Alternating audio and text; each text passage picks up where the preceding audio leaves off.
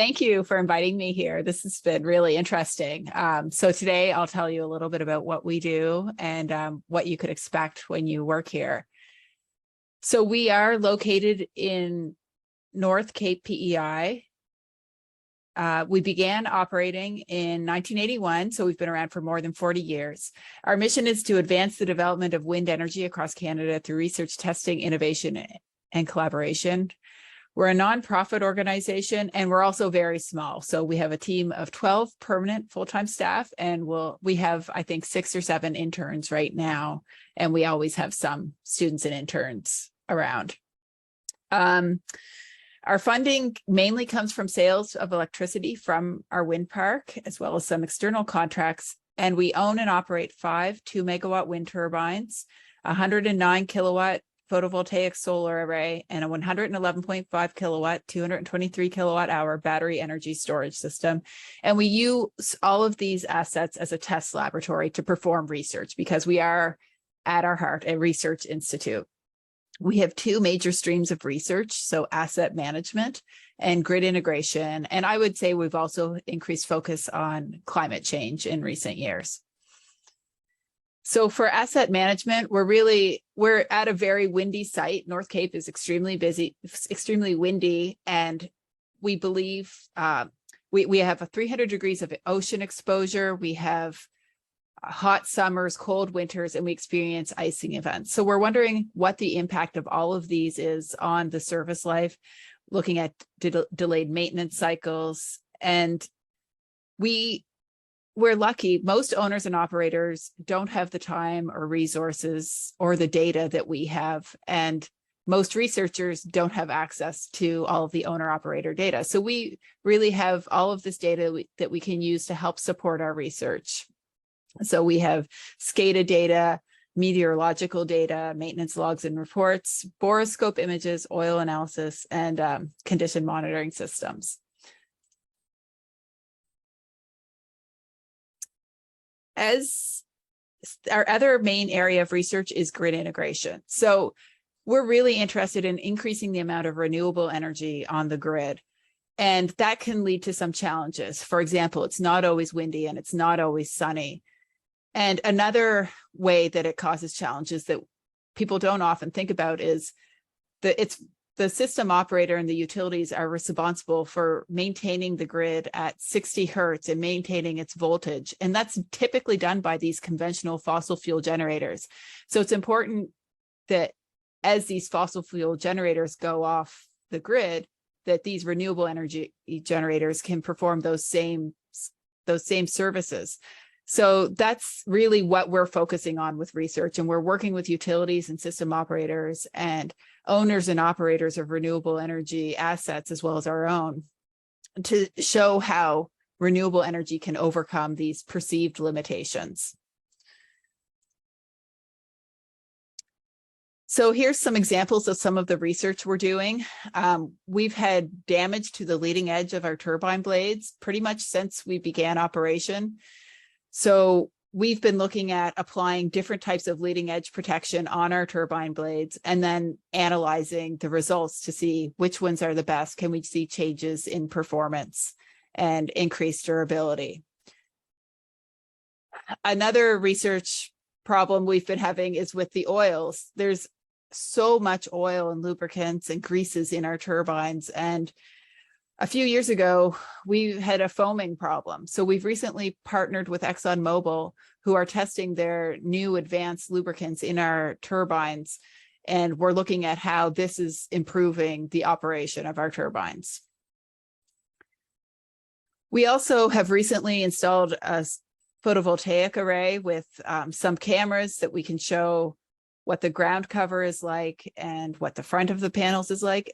And we're interested because our panels are bifacial, they also collect radiance from the sun, from reflected radiance, as well as directly from the sun. So we're interested in looking at how the ground cover impacts the output of these panels. We also have sky camera images that we're looking at the sky. So how is cloud cover impacting these panels? So other examples of research we're doing is looking at ground cover. And last summer, we had a student put a tarp under our panels, and then he was able to show that we were able to increase the output of our panels, both so by using the tarp, and then we also saw an increase with the height of our panels. We recently had an intern, he just completed a one-year internship, who was interested in machine learning. So he got images of the front cover of our solar arrays, and he developed an algorithm. So the solar panels without snow are highlighted in yellow, and the rest of the pixels within the mask are considered to be snow. And we can see that this was February 9th, 2022. The panels began the day covered in snow, and as the day went on, there was less snow on the array. And then he was able to show how the algorithm performed throughout the day, and we correlated this with the results we got from the output of the solar panels. So these are some of the types of projects that you would be doing, and just showing some of the internships, looking at internships and students we've had over the past few years. That's usually the easiest way to get into WeCan, and then we often will hire our interns and students as permanent employees. And then focusing on some, this was an intern that recently finished. He was interested in machine learning. He graduated from McGill and University of Toronto with a physics degree. And then last summer, Jeremy worked with us for about 1.5 years. He had graduated from Dalhousie University with a Bachelor of Mechanical Engineering, and he left us to go join KTH in Sweden as a master's student. Alex from University of Calgary, he left us after 10 months. He's currently an analyst for Clear Renewables, and we find that that happens a lot where we're in a very isolated location, but the students and interns get a wide range of experience that helps them get into the renewable energy industry. Cameron Hasty was one of our really good physics student we had from UPEI. We kept trying to hire him back, but he ended up going to do his PhD in physics at UBC when he finished his degree.